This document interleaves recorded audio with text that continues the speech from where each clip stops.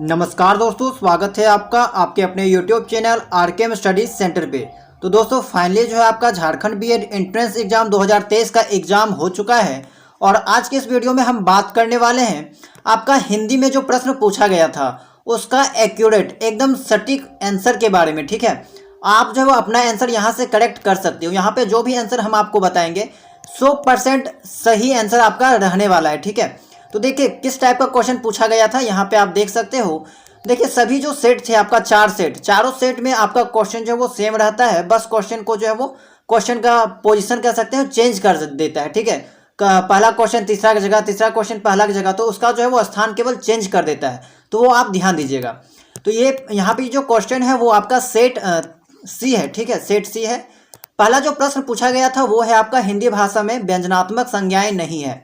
Dash भाषा की अधिकांश व्यंजनात्मक संज्ञाएं हिंदी में अकरांत पुल्लिंग हो जाती है। तो ये मैंने आपको बताया था, संस्कृत यहाँ पे करेक्ट आंसर हो जाएगा। इसको क्लास के दौरान भी मैंने आपको बताया था जब मैंने लिंग का चैप्टर पढ़ाया था उस वक्त। ठीक है, आपको याद होगा।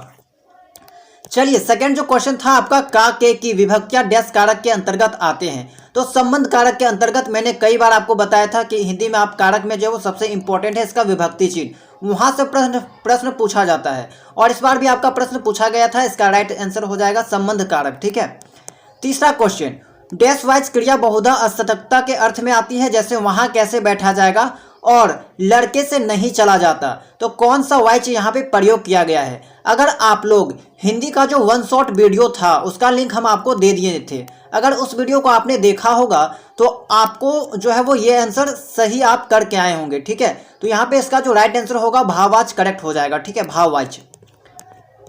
चलिए नेक्स्ट प्रश्न आपका है क्वेश्चन नंबर 4, मूल सर्वनाम और यौगिक सर्वनाम किस विशेषण को दो भेद हैं। तो यहाँ पे सार्वनामिक जो है वो करेक्ट हो जाएगा। ठीक है, मूल सर्वनाम और यौगिक सर्वनाम जो है वो सार्वनामिक विशेषण के दो भेद हैं।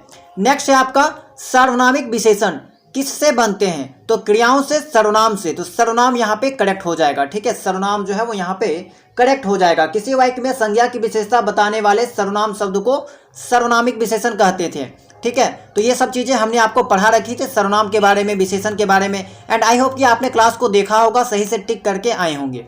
नेक्स्ट है यहाँ पे जो अव्यय संज्ञा के बहुधा पीछे आकर उसका संबंध वाक्य के किसी दूसरे शब्द के साथ मिलाता है उसे डैश अव्यय कहते हैं। अव्यय का क्लास मैंने नहीं करवाया था, लेकिन जैसे ही आप इस सेंटेंस को पढ़ोगे आपका जो वो जवाब खुद आ जाएगा। यहाँ पे आप देख सकते हो संबंध के बारे में बात किया जा रहा है और जहाँ भी संबंध के बारे में बात होता है वह वहाँ पे संबंध सूचक कहलाएगा। संबंध सूचक यहाँ पे राइट जवाब हो जाएगा। ठीक है, चलिए नेक्स्ट क्वेश्चन है आपका विसर्ग वर्ण है। ये मैंने आपको करा दिया था वर्ण के क्लास में कि विसर्ग जो है वो कौन सा वर्ण है, यानी कि विसर्ग का उच्चारण स्थान कौन सा है, तो कंठ।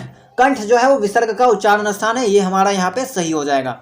नेक्स्ट प्रश्न है आपका शब्दों के उच्चारण में अक्षरों पर जोड़ धक्का लगता है उसे क्या कहते हैं, तो स्वराघात। स्वराघात बलाघात मैंने इसका क्लास लिया था और उसमें मैंने जो है वो डिटेल से बताया था, और साथ में जब मैंने वर्ण विचार का एमसीक्यू क्वेश्चन कराया था उस समय भी मैंने इस टाइप के क्वेश्चन की प्रैक्टिस आपको कराई थी। ठीक है, चलिए नेक्स्ट प्रश्न है आपका शब्द के अर्थ में हेरफेर करने के लिए उस शब्द के रूप में हेरफेर होता है उसे क्या कहते हैं, तो यहाँ पे इसका राइट आंसर हो जाएगा रूपांतर। ये मैंने आपको नहीं करवाया था। ठीक है, लेकिन आप जो है वो अगर पढ़े होंगे तो इसका आंसर जो है वो राइट हो जाएगा, रूपांतर यहाँ पे करेक्ट हो जाएगा। नेक्स्ट है आपका विशेष्य के साथ विशेषण का प्रयोग किस प्रकार से होता है, कितने प्रकार से होता है, तो यहाँ पे इसका राइट आंसर हो जाएगा ऑप्शन ए, यानी कि दो प्रकार से होता है। ठीक है, एक होता है विशेष्य विशेष और दूसरा होता है विधेय विशेषण। तो यहाँ पे 2 प्रकार करेक्ट हो जाएगा, जिन्होंने 2 किया होगा वो यहाँ पे राइट है। हिंदी में कुल कितने सर्वनाम है, तो ये भी आपको कराया जा चुका होगा, और हिंदी में जब वो टोटल अगर हम बात करें तो यहाँ पे बी करेक्ट हो जाएगा। ठीक है, 11 यहाँ पे हिंदी में टोटल जो है वो 11 सर्वनाम होते हैं। ठीक है, हिंदी में जो है वो टोटल 11 सर्वनाम होते हैं।